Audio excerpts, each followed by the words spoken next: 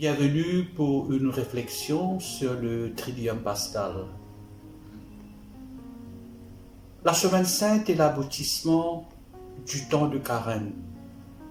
Elle commence avec le dimanche des Rameaux, célébration de l'entrée solennelle du Christ à Jérusalem, les rendez-vous du jeudi saint, vendredi saint et samedi saint ne forment qu'une seule célébration sur 3 jours. À travers les signes de la liturgie, Dieu nous conduit dans le mystère de sa passion, de sa mort et de sa résurrection, c'est-à-dire sa Pâque. En la Semaine Sainte se joue cette tension entre l'ombre et la lumière, l'ombre de la croix et la lumière de Pâques. Quand le chrétien doit consentir chaque jour à vivre son baptême, à passer de la mort à la vie avec le Christ. À travers les signes sensibles, brille de la création, l'eau, la lumière, le pain, le vin, l'huile. Dieu parle et livre son amour infini. Celui qui reçoit ces signes sacrés s'engage à construire un monde de justice et de paix dans la fraternité et dans la solidarité.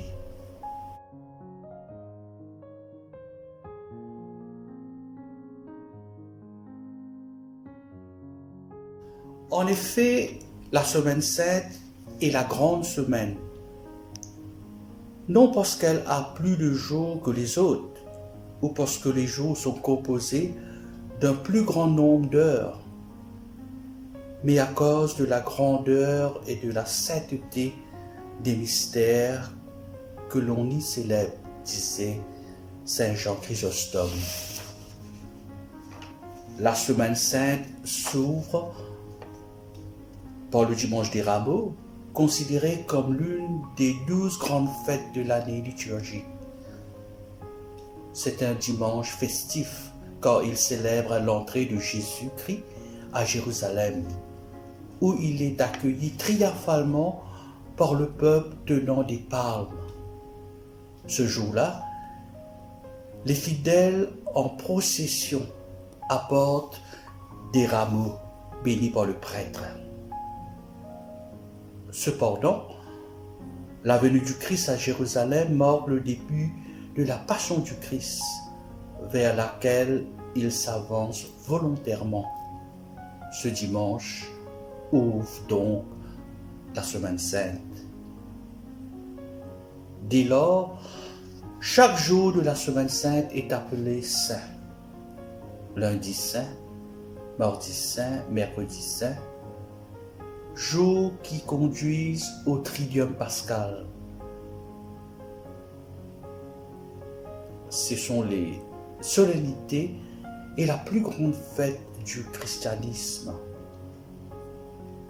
La liturgie de ces 3 jours sollicite le chrétien à vivre les moments essentiels de la foi que saint Paul résumait en ces quelques mots, en invitant ses frères de l'église de Corinthe à rester attachés à la bonne nouvelle par laquelle ils seront sauvés. Christ est mort pour nos péchés selon les Écritures. Il a été enseveli, il est ressuscité d'entre les morts selon les Écritures. C'est le verset 1 Corinthiens 15, les versets 3 à 4.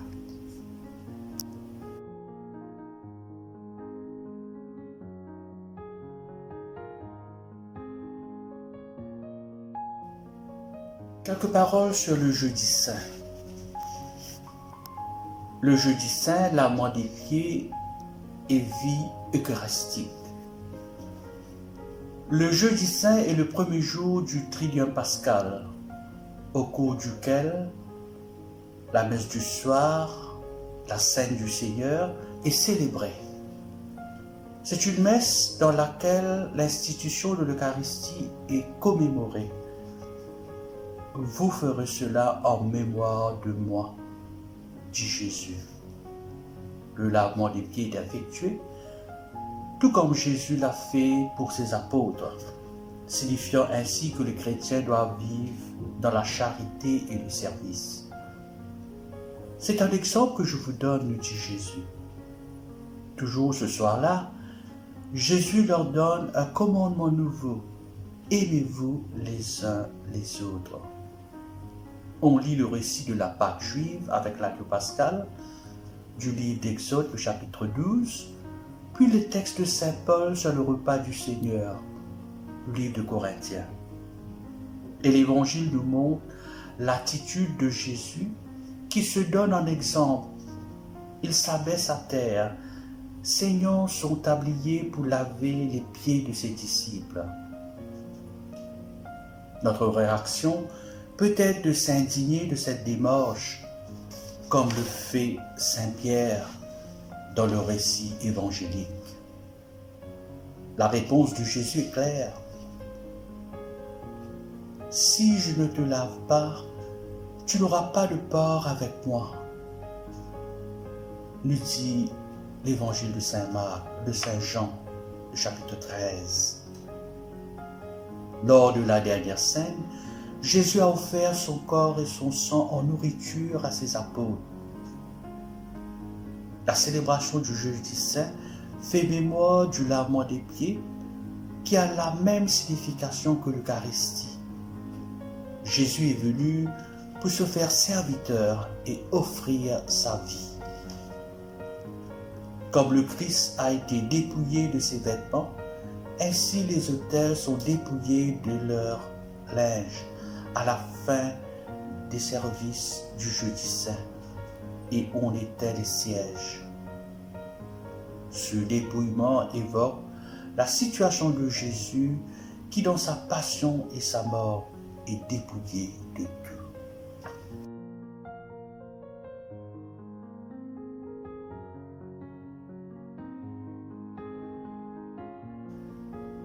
Le vendredi saint, le mystère de la croix et de la vie réconciliée. Le vendredi saint est un jour de jeûne et d'abstinence, où l'on se souvient de la passion et de la mort de Jésus sur la croix, spécialement dans l'office de l'après-midi, de midi à 3 heures. Dans la liturgie du vendredi saint, nous méditons sur le mystère de la mort du Christ. Jésus crie à son Père avant de mourir, « Père, pardonne-leur » Luc chapitre 23 au verset 34. La célébration du vendredi saint s'achève sans un mot. Le silence du tombeau s'étend sur le peuple des fidèles. Il ne prendra fin qu'au moment de la célébration de la lumière pascale. Romains chapitre 6, le verset 6 à 8 nous dit « Notre vieil homme a été crucifié avec le Christ, afin que le corps du péché fût détruit, pour que nous ne soyons plus esclaves du péché, quand celui qui est mort est libre du péché. Or, si nous sommes morts avec Christ, nous croyons que nous vivrons aussi avec lui. »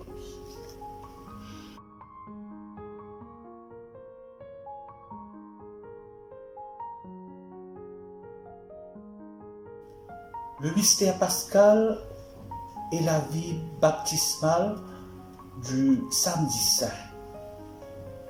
Eh bien, chers frères et sœurs, le samedi saint est un jour de silence et d'attente, où on se souvient encore de la mort de Jésus. Au cœur de la nuit, retentit cette louange. Christ est ressuscité, il est vraiment ressuscité. Durant la nuit de Pâques, le peuple des baptisés renouvelle sa foi en celui qui nous a fait passer des ténèbres à la lumière sans déclin. La célébration de la Vigile pascale ravive les sources de notre baptême. Elle est action de grâce pour le salut offert à tous les hommes. La liturgie de la lumière montre le Christ se relevant victorieux des enfers. Corinthiens chapitre 1er au verset 18 dit « Il est le premier-né d'entre les morts, il est le chemin de la vie. Désormais, la croix de Jésus-Christ est le chemin toujours accessible vers la vie. » La veillée pascale ne peut commencer qu'après la tombée de la nuit. La célébration commence par la bénédiction du feu nouveau. Un grand feu est allumé, si c'est possible à l'extérieur de l'église. Il rappelle que Dieu est feu d'amour et lumière. Le célébrant bénit le feu. Le nouveau siège pascal, qui symbolise le Christ ressuscité, est allumé avec une flamme provenant de ce feu. On commence la procession de la lumière qui pénètre dans l'église obscure et qui manifeste la sortie des ténèbres à la suite du Christ. À l'entrée de l'église, le célébrant tient le siège élevé et chante « Lumière du Christ ». Et l'assemblée répond « Nous rendons grâce à Dieu ». Au milieu de la nef, on renouvelle l'acclamation et la lumière est transmise au siège des fidèles.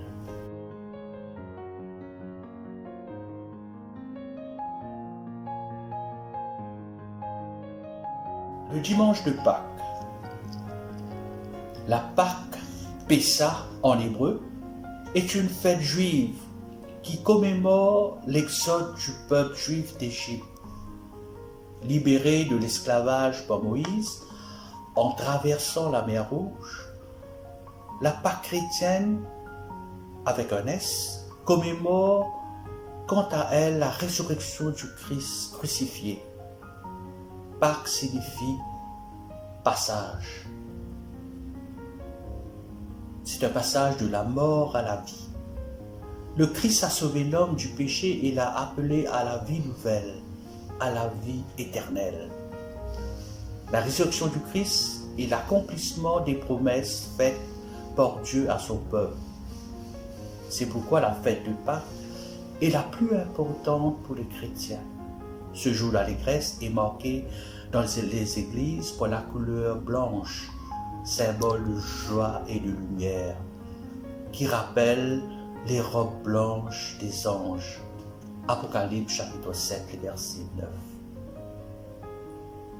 Au matin de Pâques, et ceux des ressuscités, habitant la Jérusalem céleste, c'est la grande joie. Eh bien, frères et sœurs en Christ, le temps pascal est un temps de joie. Nous avons fêté la résurrection du Christ et chaque instant de l'octave de Pâques est l'occasion de chanter « Alléluia, Christ est vivant ».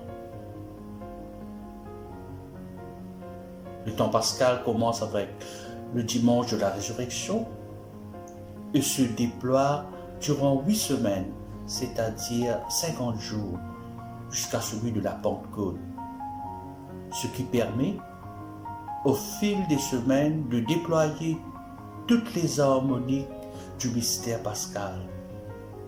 Tous les dimanches constituant le temps pascal sont considérés comme dimanche de Pâques. Et tout cela forme un seul et unique jour de fête. Le siège pascal, symbole du Christ ressuscité, accompagne cette belle et longue fête et l'Alléluia ne cesse de retentir. Durant le temps pascal, il est allumé à chaque messe comme un des signes de la présence du Christ. Amen.